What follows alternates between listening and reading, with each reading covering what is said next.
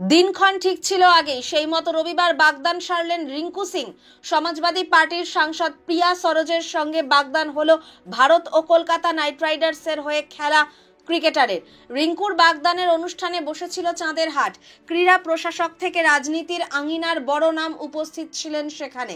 লখনৌয়ের একটা হোটেলে জমকালো অনুষ্ঠানের মধ্যে দিয়ে হলো রিঙ্কু ও প্রিয়ার বাগদান। বিশেষ দিনে রিঙ্কু পরেছিলেন সাদা রঙের শেরওয়ানি, তাতে রূপোলি সুতোর কাজ করা। প্রিয়ার পরনে ছিল হালকা গোলাপি আভার লেহেঙ্গা চোলি, সঙ্গে মানানসই গয়না। হাত ধরে অনুষ্ঠানে আসেন তারা। মঞ্চে যখন দুজন দুজনের আঙুলে আংটি পরিয়ে দিচ্ছেন, তখন বাজি পোড়ানো হলো। রিঙ্কু তার আঙুলে আংটি পরিয়ে দেওয়ার পরেই কেঁদে ফেলেন প্রিয়া।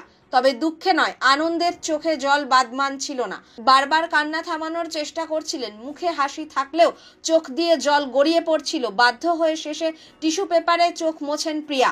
হাত তুলে আংটিও দেখান তারা। তারপরে অতিথিদের সঙ্গে ছবি তোলেন দুজনেই।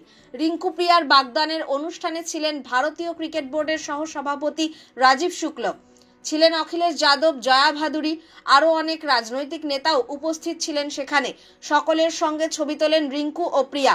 তাদের হাসি দেখেই বোঝা যাচ্ছিল নতুন জীবন শুরু করার আগে কতটা আনন্দে রয়েছেন তারা।